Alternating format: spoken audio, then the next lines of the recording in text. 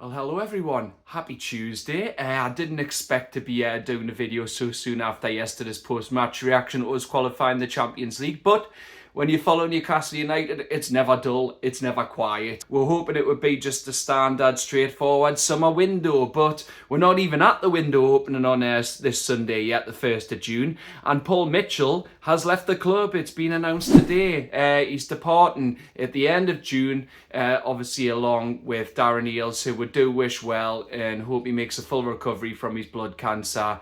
And he gets to spend some quality time with his family. But yeah, Mitchell, he hasn't even been here. Yeah, he joined on the 4th of July, and he has put a few noses out of joint, mainly obviously EddieHowe and Steve Nickson. I don't think it's really been a secret. Now, I've said it is bizarre time with the window coming up, but Craig Hope has reported that it has been on the cards for a while. Newcastle have been prepared for a summer departure, and internal targets basically have been agreed, discussed and everything back in January, and they're all finalised now, ready to go for this window. And his statement that has been released is, "I'd like to thank everyone at Newcastle United for the past year, especially EddieHowe, Becky Langley, the players, owners, staff and fans.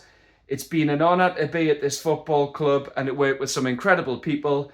I'm leaving at a time that's right for me and the club, particularly Darren Eales, someone I've worked with closely in my career, moving on soon. The club's in great hands on and off the pitch and is in a fantastic position to continue building. I'd like to wish everyone connected with Newcastle a bright and successful future." And obviously, he was brought in by Darren Eales, especially because they worked together at Tottenham. He brought him in there in 2014. But it is pretty damning that Mitchell is going, that he hasn't got a player to his name that's a signing. He hasn't signed anyone. People say, what about Will Asula? But that was Jason Tyndall. He had his connection when he coached him at Sheffield United when he was at Bramall Lane. And it's not all bad, though. He's managed to get a couple of players off the books, I'll just say. In terms of departures, he's got Miggy Almiron back to Atlanta United. And somehow, if he does have tonight's Euro Millions lottery numbers or some magic beans or anything like that, is he a magician? I don't know. Did he go to Hogwarts? But he somehow managed to magic up the exit of Lloyd Kelly to Juventus. So yeah, it's not all been bad, but it's mostly been bad, you could say, in terms of there's been a bit of a fractured relationship with EddieHowe. Now, we all know the MarcGuehi saga last summer became long, drawn out and tedious, and the main cause of that was Mitchell putting all his eggs into one basket, and he didn't have a contingency plan in place if we didn't end up signing Guehi, which we didn't, and we didn't end up signing anyone at all. All his focus was on him, no backup option, and Steve Parish just kept raising the price, calling him generational, and it's his right, it's his player, doesn't mean you have to go to it, but Mitchell really screwed up badly on that one. And then it said that his approach and his introduction to players and staff alike that didn't like it. And then one big issue EddieHowe had with Mitchell when he came in was when he labelled the previous transfer strategy not fit for purpose. EddieHowe responded with that strong defence, saying we can hold our heads high. I take ownership of those signings. They've been brilliant. We'll love them to bits. And you know what, when it comes to who's the winner out of those two, right now, it was only ever going to be EddieHowe. Now, people might be reading into it too much that Eddie met with Yasser on Sunday, and then 2 days later, Mitchell's gone. But as reported, the departure's been on the cards for a while. Now, I was back at the fan event in November at the Stack, and he talked a good game, although I thought we could ask questions that were pre-planned. And you thought, all right, we'll give the lad a chance. People were saying, I've seen some comments saying he got out the PSR mess. He didn't. He came in July. That was sorted by June. That was Amanda who sorted it. Yes, we maybe spent a bit too much that got win that in the first place, but she's the one who managed to get Minter and Anderson reluctantly, especially Anderson, off the books to Brighton and Nottingham Forest respectively. And not a first team signing to his name. And yeah, if he's not getting anywhere with EddieHowe's the only one winning because he's got with Champions League for the second time in 3 years. Last season, only missed out on Europe despite having half a squad for half the season by Manchester United winning the FA Cup. And then somehow with this squad, with no signings at all in 2024 or January of this year, 3 full windows, we're back into the Champions League, and he's won our first domestic trophy in 70 years. So Eddie Howe has clearly got the power here.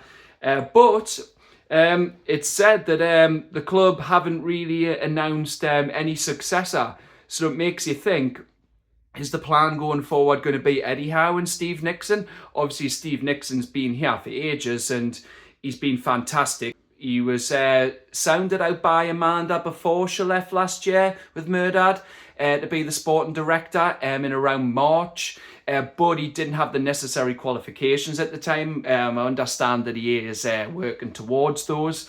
So he could become sporting director, and you know what, if he does become one, him and Eddie Howe clearly get on well, and I couldn't think of a better appointment. He was restricted under Ashley, didn't have the financial freedom to go and sign anyone. Now, I'm not saying we are now, that there is still PSR to adhere to, but it's been clear that we are in a very good position this summer to really attack it with a rumoured £250 million transfer war chest.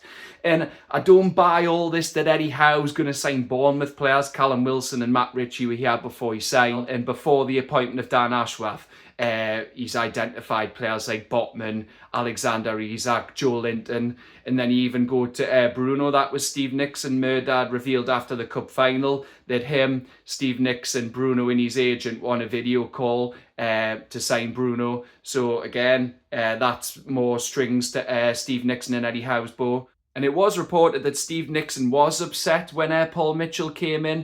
He basically tried to diminish his role. He felt like his role had been diluted, so that's why he's working towards his qualifications. Look, if it is going to be no sporting director with the club not announcing a replacement, and it's just Steve Nickson and Eddie Howe working together, or Steve Nickson getting the role, I'm all for it. Proven track record so far. I think every signing as well since the takeover has kind of came off. I mean, we signed Wood and sold him at the right time, albeit Target, he's probably the one you'd say hasn't been, but Target was done for a job, and that was to keep up. And then he's obviously been improved on by signing the likes of Lewis Hall and Tino Livramento, albeit Lewis Hall wasn't made permanent right away, but it was the right call, and Target's hardly been available, 2 appearances this season, so he done the job for half a season, so you can say in their own right, in that kind of context, these signings, they have all paid off and they've done the right job when they needed to. Wood and Target kept it up, and then with Stardust signings and Tonali, Bruno and Isak have proven their worth and their value and more. But I will say, yeah, of course, it is a strange one, because last week he was all smells where Eddie Howe wasn't he posing there when Dan Burns signed his contract extension until 2027. But the club have announced they are looking to appoint a technical director by July, so we'll wait and see on that. But yeah, it's just one of those, it's came completely out the blue, and you do think, oh, it is a worry with the transfer window coming up, but here in the news, obviously the transfer targets have been identified all the way back to January, maybe even earlier than that. Everything's in place. They were prepared for his departure. Then I'm not worried, and the club so far have given with no reason to distrust them.